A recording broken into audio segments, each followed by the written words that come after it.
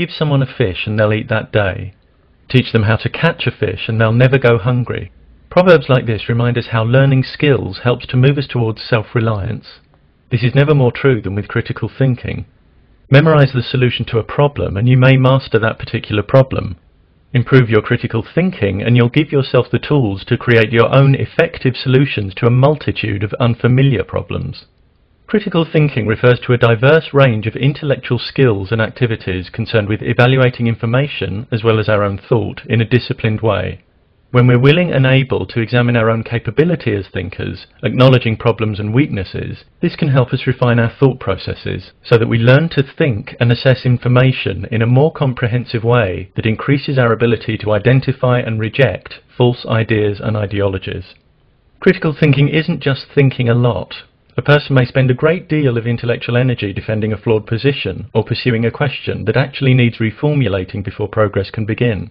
If they never examine possible flaws and biases behind their approach, that's not thinking critically.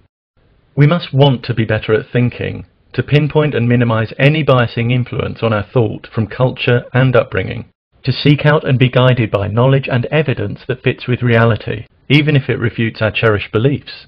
Indeed, when we think critically, beliefs tend not to be cherished, but held on the understanding that if they're shown to be unfounded, a change of position is the most appropriate response. Critical thinkers cultivate an attitude of curiosity and eagerness to widen their perspective and broaden their knowledge, and they're willing to do the work required to keep themselves properly informed about a subject.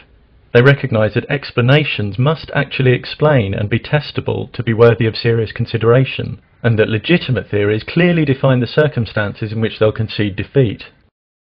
Critical thinking embraces skepticism. Skepticism doesn't mean an indiscriminate rejection of ideas, as some mistakenly believe. It refers to doubting and suspending our judgment about claims with which we're presented, so that we don't simply accept claims which might be unjustified, but first take the time to understand them, examining the reasoning and possible assumptions and biases behind them. Reasoning behind factual claims should be based in sound, consistent logic, not on emotions and social pressure, because the truth value of factual claims isn't determined by the emotion that accompanies them, or the fact that they may be believed by certain social groups. Sometimes people try to persuade us that reason has no value, but that's an untenable position. Arguing against reason is cutting off the branch on which you sit, using the very thing you're dismissing in order to construct a case against it.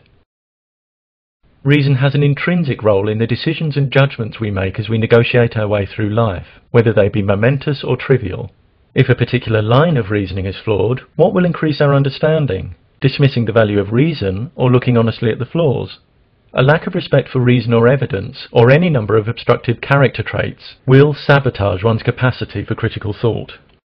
One of the biggest barriers to critical thinking is an unwillingness to see complex issues in anything other than black and white terms. If one sees only two options when more exist, this constitutes a false dichotomy. Consciousness is often presented as something that's either an eternal immaterial entity or reducible and identical to brain states, when in fact there are various other positions. Many divide people into those who accept evolution and those who believe in specific gods, when these categories are not mutually exclusive. If we think in false dichotomies, we'll tend to draw false conclusions. For example, by judging that if option A is false, option B must be true. We may also misrepresent others by wrongly assuming that if they don't hold attitude X, they must hold attitude Y. Black and white thinking often reflects an underlying reluctance or refusal to deal with the uncertainty that results from complexity and an absence of definite answers. But leaping to flawed conclusions because you can't tolerate the ambiguity of not knowing is not about truth or curiosity, but comfort. The critical thinker can handle uncertainty, preferring to be aware of their own areas of ignorance, and they can wait for valid evidence and evidence-based answers. Critical thinking provides each of us with the keys for unlocking our own intellectual independence, leaving us willing and able to explore and solve problems for ourselves. It moves us away from rash conclusions, mystification, and a reluctance to question received wisdom, authority, and tradition. It moves us towards intellectual discipline, the clear expression of ideas, and the acceptance of personal responsibility for our own thinking. Communities in which individuals are eager to acquire and apply the best knowledge and reason in all fields, and willing to acknowledge and correct flaws in their own thinking, are better equipped to create more profoundly effective solutions to the challenges we face in living and living together. When we teach and encourage critical thinking, we empower individual lives and invest in our collective future.